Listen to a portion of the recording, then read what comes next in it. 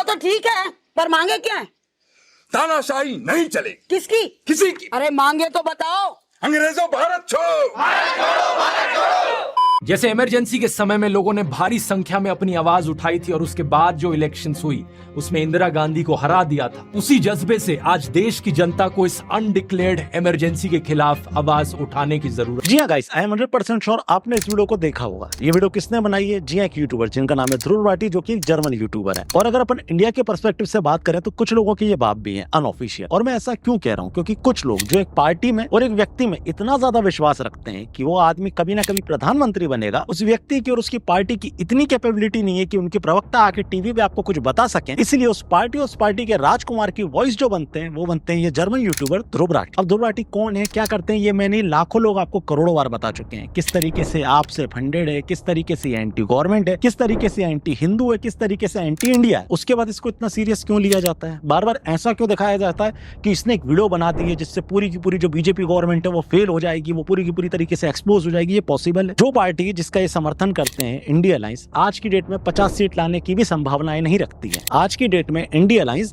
सिर्फ और सिर्फ अपनी इज्जत बचाने के लिए चुनाव लड़ रहा है। ये बात आप भी जानते हैं, मैं भी जानता हूं। लेकिन उसके बाद भी एक व्यक्ति को इतनी ज्यादा हाइप क्यों दी जाती है? इनकेस अगर आपको नहीं पता तो सिंपल शब्दों में समझाता हूं। इसके पीछे काम करता है एक पीआर किसका? लेफ्ट इकोसिस्टम का। लेफ्ट के जितने भी लीडर्स हैं उनमें से 99% लीडर्स को बोलना ही नहीं आता। आज की डेट में उनके पास एक भी ढंग का प्रवक्ता नहीं है। और प्रवक्ता की भूमिका को जो निभा रहे हैं वो कौन निभा रहे हैं? एक यूट्यूबर जिनका नाम है ध्रुव राठी। इनकी वीडियो को पूरा लेफ्ट इकोसिस्टम शेयर करता है और उसके बाद इतना खुश हो जाता है जिसकी कोई हद नहीं। और जेन्युइनली बताऊं तो ये कोई हंसने वाली बात नहीं है। ये दुर्भाग्य है इस देश के विपक्ष का, हमारे देश की अपोजिशन का, कि उनको एक यूट्यूबर का सहारा लेना पड़ रहा है। सिर्फ एक यूट्यूबर के सहारे वो पूरा का पूरा पॉलिटिकल कैंपेन कर रहे हैं। आज की डेट में ध्रुव राठी क्लियर कट कहते हैं कि बीजेपी को वोट मत दो। जैसे मैंने कहा कि इस मौजूदा सरकार को हटाकर फेंकना ये पहली स्टेप है। जैसे इमरजेंसी के समय में लोगों ने भारी संख्या में अपनी आवाज उठाई थी और उसके बाद जो इलेक्शंस हुई उसमें इंदिरा गांधी को हरा दिया था, उसी जज्बे से आज देश की जनता को इस अनडिक्लेयर्ड इमरजेंसी के खिलाफ आवाज उठाने की जरूरत है। जो सरकार देश को डिक्टेटरशिप की ओर ले जा रही है उसे सत्ता से पहले बाहर निकालो, उसके बाद देखेंगे क्या करना है। सबसे पहली स्टेप ये है अब यहाँ पर। ठीक है, अच्छी बात है, आप बोल सकते हैं, आपका राइट है। लेकिन अगर वहीं पे कोई राइट विंग का, एक्चुअली राइट विंग नाम की कोई चीज एक्सिस्ट नहीं करती, क्योंकि राइट विंग में जितने भी क्रिएटर खुद को क्लेम करते हैं उनमें से आधे से ज्यादा हिपोक्रेट हैं। इस विंग को जो लोग सपोर्ट करते हैं वो फॉलोअर काउंट्स देख के करते हैं और फेवरेटिज्म देख के करते हैं। तो यहाँ पे मैं क्लियर कट बात करूंगा उन वोटर्स की जो बीजेपी को वोट देते हैं या फिर कांग्रेस को वोट देते हैं। ठीक है, अब ध्रुव राठी क्लियर कट कहते हैं कि भैया इंडिया अलायंस को वोट दो, बीजेपी को छोड़ के जिसको तुम्हें वोट देना दे दो। और बीजेपी को छोड़ के जितने भी लोग चुनाव लड़ रहे हैं वो इंडिया अलायंस से मिले हुए हैं। जब देश डिक्टेटरशिप की ओर गिरता जा रहा है, कोई भी ऑप्शन यहाँ पर बेहतर ऑप्शन है। तो कुल मिला के सिंपल शब्दों में ध्रुव राठी कहते हैं कि इंडिया अलायंस को वोट दो और कोई दिक्कत नहीं है इसमें भी। लेकिन वहीं पे अगर मैं बोलता हूं या मेरे जैसे लोग बोलते हैं जो बीजेपी के हार्डकोर सपोर्टर हैं, वो अगर बोलते हैं कि बीजेपी को वोट दो, तो इसमें क्या दिक्कत है? मेरे ख्याल से कोई दिक्कत नहीं होनी चाहिए। लेकिन उसके बाद भी एक इल्जाम लगाया जाता है कि तुम अंधभक्त हो। ये सब करने के लिए मानो गोदी मीडिया काफी नहीं था कि आज के दिन सोशल मीडिया पर गोदी यूट्यूबर्स भी आ गए। तुम जो वो पॉलिटिकली बायस्ड हो, कहीं ना कहीं से तुम्हें फंडिंग होती है। देखो, फंडिंग की बात मैं क्लियर कट बोलूं तो मुझे नहीं पता कि राठी को मिलती है या नहीं, और जहां तक मेरे पास कोई सबूत नहीं है तो मैं कह भी नहीं सकता कि इसको फंडिंग मिलती होगी। लेकिन अगर मैं अपनी बात करूं या मेरे जैसे लोगों की, तो फंडिंग तो छोड़ दो, फंडिंग तो बहुत दूर की बात हो गई, सिक्योरिटी तक नहीं मिलती हमको। हम अपने ही प्रदेश में परेशान है, अपने ही शहर में परेशान है, और ना जाने मेरे जैसे कितने यूट्यूबर हैं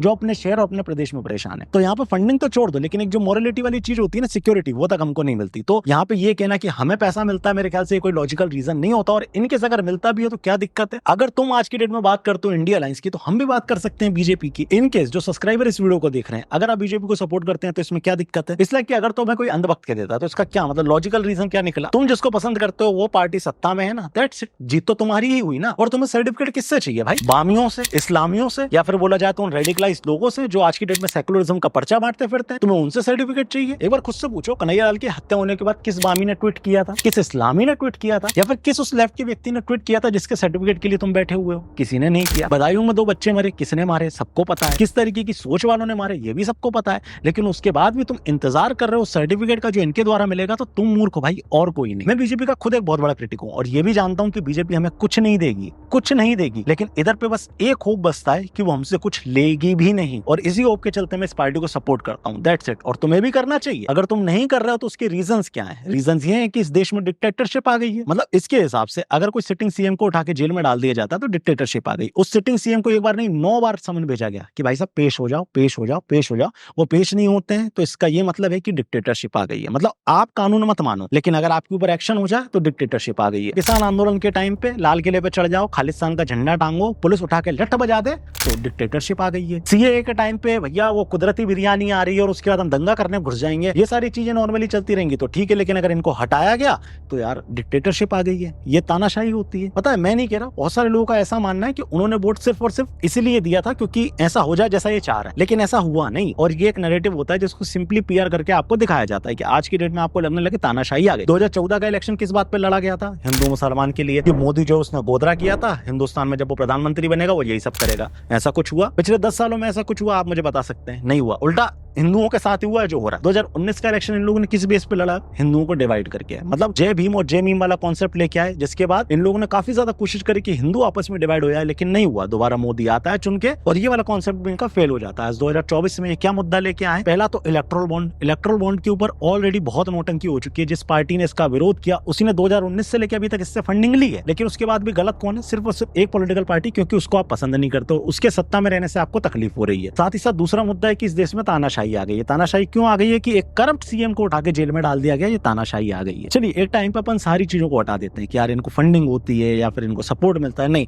ये सारी चीजों को साइड में रखते हैं क्योंकि इसका हमारे पास कोई प्रूफ नहीं है। लेकिन एक चीज जो मैं अपनी आंखों से देख रहा हूं जिसका प्रूफ है मेरे पास, पीआर, क्लियर कट एक इकोसिस्टम, जिसको लेफ्ट इकोसिस्टम भी आप बोल सकते हैं, वो क्लियर कट इस बंदे की वीडियोस को शेयर करता है अपने व्हाट्सएप पे, अपने इंस्टाग्राम पे, अपने टेलीग्राम पे, और कहीं ना कहीं इसको देता है वो रीच जो ये डिजर्व ही नहीं करता, लेकिन उसके बाद भी इसे वो रीच मिलती है। जब रीच ज्यादा आएगी तो नो डाउट पैसा भी आपको ज्यादा मिलेगा। लेकिन वहीं पे अगर बात की जाए राइट विंग के जो सो कॉल्ड इकोसिस्टम है, यहाँ पे तो अगर तुम्हारे फॉलोअर ज्यादा हैं और तुम अगर किसी नेता को पर्सनली अच्छे से जानते हो तो ही तुम्हारी वीडियो को शेयर किया जाएगा, अदरवाइज तुम भाड़ में जाओ, भीख मांगते रहो, कोई दिक्कत परेशानी नहीं। देखो हिंदुस्तान की शुरुआत की अगर अपन बात करें, जब से अपन ने हिस्ट्री को थोड़ा अच्छे से पढ़ा है, सबसे पहले इस देश को किसने डिवाइड किया? ब्रिटिश ने। उसके बाद कौन ने किया? इटालियंस ने। और उसके बाद अभी कौन कर रहे हैं? जर्मन। मतलब आज की डेट में आप इलेक्शन देखोगे ना तो आपको समझ में आ जाएगा आज का इलेक्शन सिर्फ और सिर्फ डिवाइड एंड रूल पे चल रहा है। राहुल गांधी की आप स्पीचें सुन लो, राम मंदिर में आपको नरेंद्र मोदी दिखेगा, आपको अंबानी दिखेगा, आपको अदानी दिखेगा, आपको हिंदुस्तान के सबसे अरबपति दिखेंगे,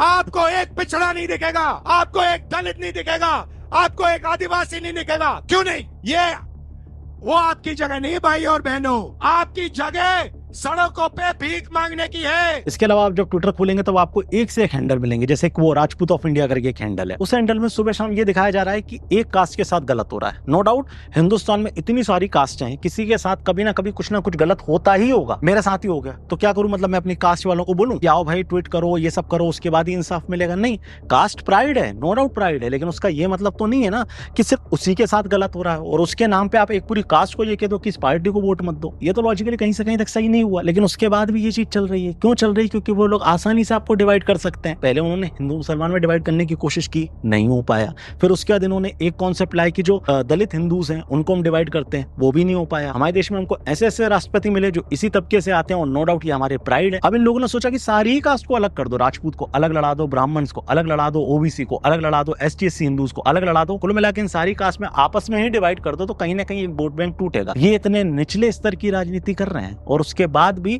हम इन्हें अपोज नहीं कर सकते और एक पॉलिटिकल पार्टी को सपोर्ट नहीं कर सकते। तो इसमें गधा कौन हुआ आप भी समझते हैं और इंटेलेक्चुअल कौन हुआ ये भी आप समझते हैं। आज की डेट में लेफ्टिस्ट लोगों को इस बात पर ऑर्गेजम आ रहा है कि ध्रुव राठी जो वो इंडिया आ गया। सोचो ये जो इकोसिस्टम आपको दिखाते हैं कि इतना बड़ा है, इनकी खोखलाहट देखो कि एक व्यक्ति जो इंडिया आ गया उस पे इनको ऑर्गेजम आ जा रहा है और इंडिया आके भी ये क्या कर रहा है? एक के बाद एक फेक न्यूज फैला रहा है। इलेक्टोरल बॉन्ड्स पर जो मैंने वीडियो बनाया है उसमें आप ये चंदा धंधा मॉडल समझ सकते हो। और एज ऑफ 2024 इंडिया दुनिया का दूसरा सबसे बड़ा देश है बीफ एक्सपोर्टिंग के मामले में। ये कोई ज्यादा शॉकिंग चीज नहीं है क्योंकि इससे पता चलता है कि तानाशाह को ना इंसानों के ना किसी जानवर के इमोशंस की पड़ी है, वो सिर्फ अपने सत्ता का और अपने पैसों का भूखा है। इस वीडियो में गाय को दिखा रहा है और जो मीट एक्सपोर्ट होता है वो भैंस का होता है। ये वीडियो इतनी ज्यादा सेंसिटिव है ना जिसकी कोई हद नहीं। इस तरीके की वीडियो बनाने के चक्कर में इस व्यक्ति को जेल हो सकती है, लेकिन उसके बाद भी इस तरीके की वीडियो डाल रहा है जानते हुए कि इसको जेल हो सकती है। बहुत सेंसिटिव मुद्दा है। क्यों डाल रहा है? क्योंकि इसको पता है कि अगर इसको गलती से पुलिस ने अरेस्ट किया या इसको जेल में डाला तो शुरू हो जाएगा। देखो यार, एक जो एनआरआई इंडिया घूमने आया, यहाँ की तानाशाही सरकार उससे इतना ज्यादा डर गई कि उसको जेल में डाल दिया। देखो भाई, अगर तुम इंडिया के बाहर रहते हो ना, तो नो डाउट अगर इंडिया के खिलाफ बोलोगे या वीजा लेके इधर आओगे और उसके बाद खिलाफ बोलोगे, तो उसके बाद भी तुम्हारे ऊपर कार्रवाई हो सकती है, जिसके एक नहीं कई उदाहरण है, और वो मैं आपको एक एक करके बताते हैं। हाँ, कोई फॉरेनर जो इंडिया आता है ना, कोई एनआरआई अगर वो इंडिया आता है और अगर वो इस तरीके की बातें करता है जो एंटी इंडिया होती है, तो उनको जेल हो सकती है राठी, तुम्हें भी हो सकती है राठी। इस बात को याद रखना। मैं तुम्हें अभी हाल ही का एक एग्जांपल बताता हूँ। फ्रांस के एक जर्नलिस्ट थे वेनेसा डॉगनेट करके, ये हिंदुस्तान आई, इंडिया के खिलाफ इन्होंने बातें लिखना शुरू करी, बहुत ज्यादा नेगेटिव पर्सपेक्शंस बना रही थी इंडिया को लेके, जिसके बाद इंडियन गवर्नमेंट ने बहुत प्रेम से बोला कि यहाँ से चले जाओ, अगर तुम बाहर से आते हो इस देश में वीजा लेके और उसके बाद इस देश के खिलाफ कुछ बोलोगे तो तुम्हारे ऊपर कार्रवाई होगी। और ऐसा हर देश में होता है। तुम जिस देश में रहते हो, जर्मनी, उसकी स्थिति क्या है आज की डेट में, लेकिन तुम उसके खिलाफ बोल सकते हो? नहीं बोल सकते, क्योंकि अगर तुम उसके खिलाफ बोलोगे तो वही लोग उठा के तुम्हें जेल में डाल देंगे। ऐसे ही हिंदुस्तान में भी नियम कानून होते हैं। आई बात समझ में? तो अगर इधर आ रहे हो तो इस तरीके की सेंसिटिव वीडियोस मत बनाओ, अदरवाइज जेल जा सकते हो। अगर नहीं मानते तो एक और एग्जांपल से बताता हूं। एक भाई थे नेवियल सिंघम करके, वो अमेरिकन सिटीजन थे, हिंदुस्तान आए। हिंदुस्तान आने के बाद यहाँ के बहुत सारे रिपोर्टर्स जो तुम्हारे दोस्त भी हैं, अभिषार शर्मा टाइप के, इनको इन्होंने फंड देना शुरू किया। ये जो फंडिंग थी वो होती थी चाइना से। उस फंडिंग को ये कलेक्ट करते थे और बहुत सारे लेफ्टिस्ट जर्नलिस्ट को दिया करते थे कि इंडियन आर्मी के खिलाफ लिखो, इंडियन गवर्नमेंट के खिलाफ लिखो। उसके बाद इनका भी इलाज इंडियन गवर्नमेंट ने बहुत अच्छे से किया। पहली टिकट निकाल और भाग उधर। इंग्लैंड की प्रोफेसर थी जिनका नाम था निताशा कॉल। ये हार्डकोर एंटी इंडिया थी, कई बार टेररिज्म को ये डिफेंड कर चुकी थी, कई बार ये बोल चुकी थी कि जो कश्मीर है वो हिंदुस्तान का हिस्सा ही नहीं है। इसको हमारी जो कर्नाटक की कांग्रेस है उन्होंने बुलाया था एक लेक्चर के लिए, एक सेमिनार के लिए, जिसके बाद इंडियन गवर्नमेंट को पता चला कि इस तरीके की महिला है, तो इनको एयरपोर्ट पे ही रोक के वापस भेज दिया गया था। मतलब इनकी फ्लाइट तो लैंड हुई इंडिया में, लेकिन बाहर नहीं रख पाई कदम, एयरपोर्ट के अंदर ही इनको दूसरी फ्लाइट में बैठा के भगा दिया गया हिंदुस्तान से। निकल ले, पहली फुर्सत में निकल, कोई जरूरत नहीं तेरी, पहली फुर्सत में के निकल। ये एक और एग्जांपल आपको गिना दिया, एक लास्ट एग्जांपल और गिना देता हूं ताकि आपको समझ में आए राठी। अगर कल को आपको उठा के पुलिस जेल में डाल देती है, या फिर आपका ओसीआई कैंसिल कर देती है, या फिर आपका इंडिया आना बैन कर देती है, तो ये तानाशाही नहीं है। आप इस देश के सिटीजन नहीं हो, बाहर से आके इस देश में आके नफरत नहीं फैला सकते। ये इस देश का कानून है, नियम है। आई बात समझ में? एक जर्मन का था बंदा जो IIT में पढ़ रहा था, वो व्यक्ति जर्मन सिटीजन था, और जैसे ये CA आया, हाथ में बिलबोर्ड लेके घूम रहा था कि हिंदुस्तान जो है वो जर्मनी जैसा बन गया है, यहाँ पे भी हिटलर वाला शासन आ गया है, इस तरीके की बातें वो यहाँ पे कर रहा था। जर्मन सिटीजन था, जिसके बाद उसको IIT से निकाला गया और उसके बाद वापस उसके देश भेज दिया गया। तुम्हारे गांव साइड का ही था, जर्मन का ही था। खाता है इधर का, गाता है उधर का। तो पॉइंट इज दैट राठी, अगर तुम हिंदुस्तान में आते हो, इस तरीके की फेक न्यूज फैलाते हो और उसके बाद गवर्नमेंट तुम्हारे ऊपर एक्शन ले लेती है, तो बुरा मत मानना, ये इस देश का लॉ है। दूसरी बात, जो लोग इसको सीरियस लेते हैं, हाथ जोड़ के विनती है दोस्तों, मत लो, जेन्युइनली मत लो। सिवाय प्रोपेगेंडा की कुछ नहीं फैलाता। इसको देखने वालों की आबादी आपको पता है ऑलरेडी कहां से है, ऑलरेडी बहुत सारे लोग एक्सपोज कर चुके हैं। दोबारा बता देता हूं, सिर्फ हिंदुस्तान ही नहीं, पाकिस्तान ही नहीं, अफगानिस्तान ही नहीं, बांग्लादेश, और ना जाने वो कौन कौन से देश जो हिंदुस्तान से नफरत करते हैं, वहां से लोग इसको देखते हैं। वो इशू है हमारे पड़ोसी मुल्क इंडिया में, एक यूट्यूबर हैं ध्रुव राठी, हाफिज़हुल्लाह ताला मिनल जिन्नति वन्नास, अल्लाह ताला उनकी हिफाजत फरमाए और उनके लिए सच्चाई का रास्ता जो है वो आसान कर दे, आमीन। ध्रुव राठी जो है ना जी, ये मैं समझता हूँ इस दौर के लिए बहुत बड़ी नेमत है अल्लाह ताला की। देखो, बीजेपी में लाख बुराइयां होंगी, मगर लेकिन उन्होंने कभी तोते की भविष्यवाणी के चलते उसके मालिक को जेल में नहीं भेजा होगा। डिक्टेटरशिप, तानाशाही, ये वो सब नौटंकियां हैं, दैट्स इट। और इस चीज को हम डिफेंड कर सकते हैं क्योंकि हमारे पास लॉजिक है, हमारे पास बोलने के लिए फैक्ट्स हैं। लेकिन अगर तुम IT सेल के हैंडल्स को फॉलो करते हो तो नो डाउट तुम्हारा जो ब्रेन सेल है वो एकदम जीरो हो चुका होगा। IT सेल के लॉजिक जो होते हैं, बीजेपी IT सेल के स्पेशली, वो बहुत ही ज्यादा घटिया होते हैं। पहली बात तो इनको रीट्वीट करने के अलावा कुछ आता नहीं है। इनके अगर लिखना भी आएगा तो ऐसी ऐसी चीजें लिखेंगे जिसको पढ़ने के बाद तुम्हें खुद गुस्सा आ जाए। फॉर एग्जाम्पल, आज से कुछ दिन पहले एक नौटंकी चल रही थी, तेजस्वी यादव जो है वो मछली खा रहे हैं। तो अगर आज की डेट में आप लोग वेज और नॉन वेज से हिंदू का सर्टिफिकेट दोगे तो हो गया। फिर तो बिहार के अलावा बंगाल भी है, बंगाल में भी बहुत सारे लोग नॉन वेज खाते हैं। क्या वो हिंदूज नहीं है या फिर वो बीजेपी के सपोर्टर नहीं है? अगर आप साउथ में चले जाओ तो साउथ में तो हर दूसरा व्यक्ति नॉन वेज खाता है, हर दूसरे दिन खाता है। तो क्या वो हिंदू नहीं है या बीजेपी सपोर्टर नहीं है? झारखंड की बहुत सारी ऐसी ट्राइबल कम्युनिटी है जो नॉनवेज खाती है पर डे, तो क्या वो हिंदू नहीं है या फिर वो बीजेपी सपोर्टर नहीं है? तो पॉइंट इज दैट, अगर आप IT सेल के लॉजिक से जाएंगे तो आपका खुद का लॉजिक गुम जाएगा। आज से कुछ दिन पहले ये कंगना को डिफेंड कर रहे थे, कंगना राणावत को लेके इस व्यक्ति ने ऐसी कैसी टिप्पणी कर दी। नो डाउट वो महिला है, उनका सम्मान है, लेकिन महिलाएं तो संदेश खाली की भी थी ना। संदेश खाली की महिलाओं के साथ जो घटनाएं घटी उसको लेके IT सेल ने कितना हल्ला मचाया, कितना चिल्लाया, कुछ नहीं चिल्लाया। लेकिन उसी जगह पे कंगना के लिए सुबह शाम रात दिन ट्वीट करवा लो इनसे, मतलब कुल मिला के ये मुद्दे भी इतने बढ़िया उठाएंगे ना कि एक आम आदमी जो इनको वोट दे रहा वो भी ना आते। अभी हाल ही में इन्होंने एक और नई नौटंकी निकाली थी अवार्ड शो वाली, जिसमें बड़े क्रिएटर के नाम पे ट्रेड इंसान के अलावा मुझे याद नहीं किसी को दिया। एक बियर बाइसेप्स को दिया इन्होंने, जिसको इन्होंने आज की डेट में एक घर का मतलब बेटा ही बना लिया बियर बाइसेप्स को। तो हर दूसरे बंदे को जाके वहीं पॉडकास्ट देना है, जिसका हम जानते हैं कि कितना लॉजिकल पॉडकास्ट होता है। ठीक है, वो उसके बारे में कभी और बात करेंगे। हम बात कर रहे थे अवार्ड शो की। तो एक ट्रेडेड इंसान को छोड़ के एक भी सिंगल बड़ा क्रिएटर था ऐसा क्रिएटर जो लगता हो कि नहीं भैया ये कहीं ना कहीं बीजेपी के लिए बहुत काम आएगा? नहीं दिखेगा। एक अंकित बैनपुरिया जी जो हैं वो जरूर हिंदुत्व की बात करते हैं, लेकिन उनको छोड़ के एक सिंगल क्रिएटर, इनफैक्ट आधे से ज्यादा को तो मैं जानते नहीं हूँ जिनको अवार्ड दिए गए, लेकिन दिए गए। ये आईटी सेल की स्ट्रेटेजी होगी। एक काम करते हैं, मोदी जी से अवार्ड दिलवा देते हैं, जिससे बहुत ज्यादा वोट बैंक बढ़ जाएगा। आज की डेट में इनके जो हार्डकोर सपोर्टर हैं, फॉर एग्जांपल अपन एलविश यादव को ले लेते हैं। एलविश यादव से बड़ा हार्डकोर सपोर्टर इनका कोई था? कोई नहीं। लेकिन उसके बाद अवार्ड देना छोड़ो, इन्हीं की पार्टी के नेता उसे परेशान करने टिके हुए हैं। 6-6 दिन 7-7 दिन उसे जेल में डाल देते हैं। इसके अलावा इनके हार्डकोर सपोर्टर्स की बात की जाए तो रचित सिंह थे जो सब लोकतंत्र का पेज चलाते थे, उनको उठा के पुलिस ले जाती है। और ये क्या करते हैं,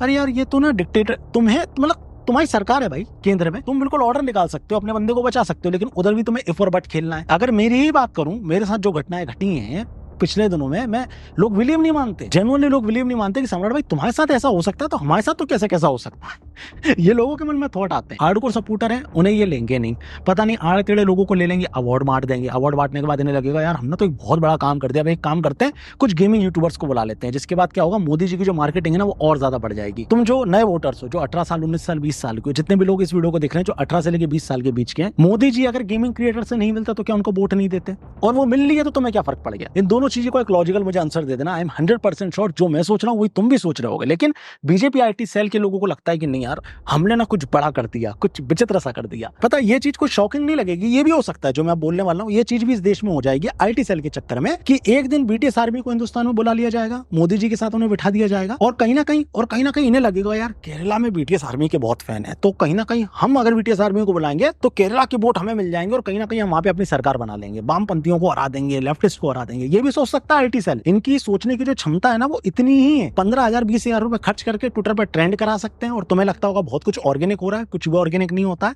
तो पॉइंट इज दैट इन लोगों को तो फॉलो करो ही मत, और इन लोगों की स्ट्रेटेजीज पे जा ही मत। इनकी स्ट्रेटेजीज पे जाओगे तो बस कुल मिला के तेजस्वी यादव ने नॉनवेज खा लिया, ध्रुव राठी जो वो ऐसा करता है, वो फलाना व्यक्ति वैसा करता है, तुम क्या कर रहे हो? तुम्हारे बड़े बड़े हैंडल से 1 या 2 ट्वीट आते हैं दैट्स इट दिन के। उसके अलावा दिन भर बैठ के सिर्फ आरटी कर दो, आरटी कर दो, आरटी कर दो। मतलब कुल मिला के जिसकी बड़े नेता से पहचान है, किसी भी XYZ मंत्री से अगर पहचान होगी, वो उनसे कहेगा मैं एक सोशल मीडिया ग्रीट करा रहा हूँ, 25-50 लोगों को बुला लाएगा, बिठा देगा, नेताजी के साथ फोटो हो जाएगा। नेताजी को लगेगा आज मैंने तीर मार दिया, आज मैंने 10-20 हजार अपने वोटर्स बढ़ा लिए, ये नेताजी को लगेगा। आईटी सेल में जो बंदा बैठा होगा जो इस ग्रीट को ऑर्गेनाइज कर रहा होगा 10-20-50 लाख रुपए अंदर कर लेगा। क्रिएटर को लगेगा कि उसने एक बहुत बड़ा तीर मार लिया। ये सारी पर्सनल एक्सपीरियंस से बोल रहा हूँ, तुम्हें फील भी हो रहा होगा कि सम्राट भाई तो इन्वॉल्व थे इन सारी चीजों में। मैंने फील किया है और मैं जानता हूं कि अगर तुम आईटी सेल को फॉलो करोगे तो तुम्हारा दिमाग भ्रष्ट हो जाएगा, और इन्हें जितनी गालियां पड़े उतनी कम है। ये डिजर्व करते हैं गालियां, पहली बात। दूसरी बात, हमें बुरे और बहुत बुरे में से भी अगर किसी को चुनना हो तो हम बुरे को चुनेंगे। तो पॉइंट इज दैट आज की डेट में बीजेपी लाख गुना अच्छी है इंडिया अलायंस से। इंडिया अलायंस अगर गवर्नमेंट में आती है तो नो डाउट ऐसी घटनाएं घटने को मिलेंगी जिसकी कोई हद नहीं, चाहे वो सपा वाले हों या फिर टीएमसी वाले हों। इन लोगों ने जिस तरीके की राजनीति की है, एक समुदाय को दबाने की जो राजनीति की है, वो तुम अच्छे से जानते हो। और लास्ट में जितने भी मेरे आईटी सेल के भाई लोग देख रहे हो गए,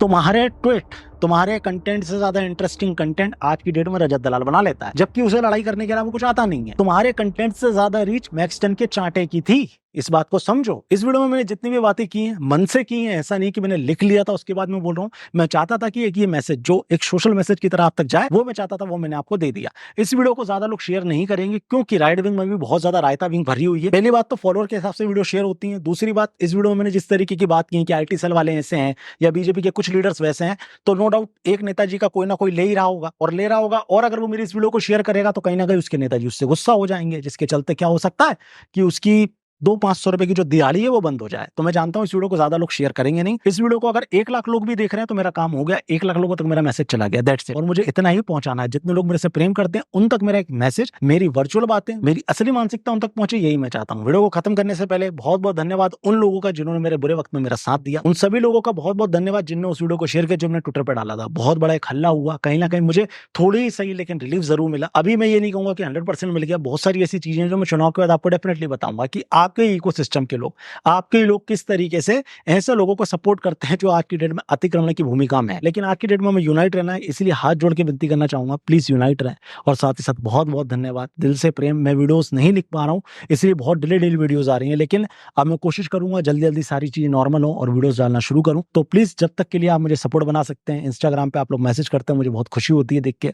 आप लोग ट्विटर के स्पेसेस में आते हैं, मेरी बातें सुनते हैं, मुझे बहुत खुशी मिलती है देख के। तो बहुत बहुत धन्यवाद। हाथ जोड़ के विनती है, मेरा टेलीग्राम को कुछ जरूर ज्वाइन कर लें, इधर पे मैं अपडेट डालता रहता हूँ। साथ ही साथ ट्विटर पर और इंस्टाग्राम पर जरूर फॉलो कर लें, और इसके अलावा मेरे पॉडकास्ट चैनल को जरूर सब्सक्राइब कर लें। अभी हाल ही में 1-2 दिन में एक पॉडकास्ट आने वाला है, क्रिकेट को रिलेटेड ही, IPL रिलेटेड ही, तो उसको जरूर देखें।